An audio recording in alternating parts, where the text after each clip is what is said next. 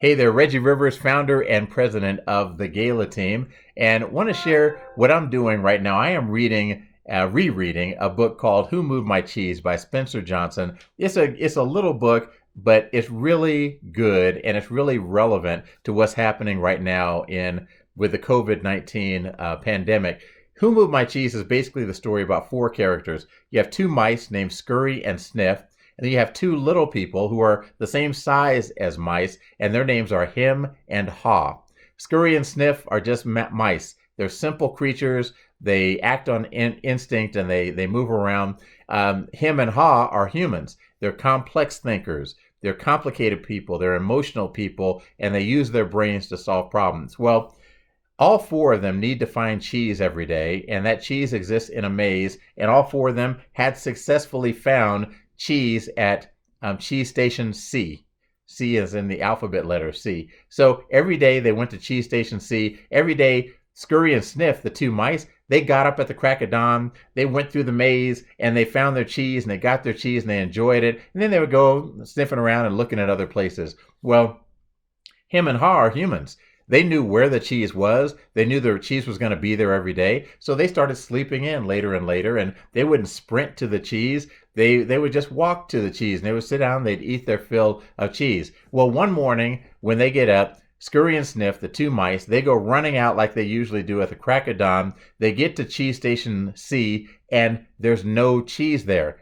Well, they don't spend too much time thinking about it. They look around, they sniff around, don't see anything, and off they go looking for more cheese somewhere else in the maze, and they end up finding it. It's all the way at Cheese Station N, as in Nancy, but it took a long time for them to find it, but they found more cheese. Meanwhile, Him and Haw, the two human characters, they got up late in the morning. They go down to where the cheese is supposed to be, and when they get there, they're like, "Hey, what happened to the cheese? Where is the cheese? Who took the cheese? Oh my God, this is unbelievable. How could this happen?" And so they spent that day, the next week, the next month, over and over again, returning to the same place and saying, "What happened to the cheese?" And because they're humans, they try to use their brain and their emotions to figure it out. Unlike the mice who just accepted, "Hey, that cheese isn't there anymore. Go find more cheese." They stayed there for a long time, agonizing over the fact that their cheese was gone, worrying about who had taken it, trying to figure out the mystery of the crime of what was going to happen, and convinced that if they just stayed right there where the cheese used to be, the cheese would come back. Whoever had taken it would bring it back. And I think it's such a great metaphor for what happens in life, and certainly for what's happening right now. Our economy and most of our jobs have been put on a temporary pause.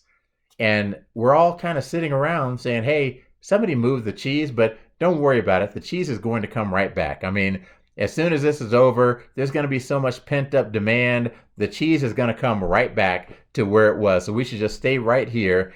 And I don't believe that.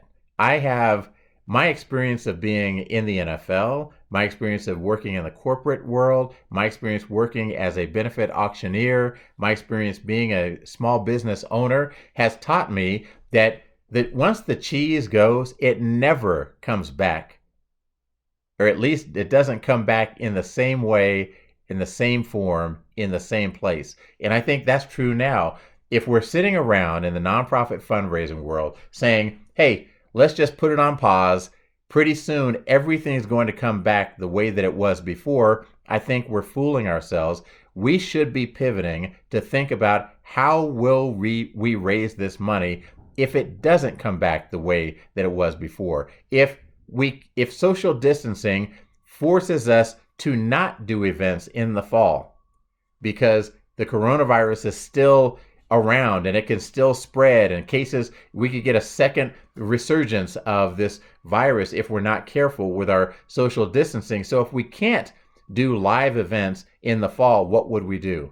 Or let's say that we can do live events in the fall, but our corporate sponsors have suffered such a drop in their of their revenue, maybe a drop on their balance sheet. They've had to spend through some of their savings to stay alive, and all of a sudden they're not as eager to support your big fundraising gala as they used to be. Or what if you can hold your gala, The health department says, yes, okay to hold a 500, 750 person gala. And you have corporate sponsors who say, yeah, it's tough for us. We can still support you. Maybe not the level we were, but we can still support you. Well, then your individual donor base has been decimated because so many people have lost their jobs. So many people have lost value in the stock market. So many people have lost value in their 401ks. So many people are feeling less secure about their own financial situation. What will we do then? And so, from our perspective as a small business, we lost our first event of the fall. I'm sorry, of the spring on March 13th. We had an event that was happening on March 13th, and we learned that we lost it on the evening of March 12th. Actually, is when we learned that we lost it. Well, it was 5 days after that that we launched the virtual gala team and started learning how to do virtual galas, and then did a couple of mock virtual galas 5 days after that. And then now we have 7 or 8 virtual events that are on our calendar for this spring. And it's because we're recognizing something has to change. The cheese may not come back in the way that we think it will.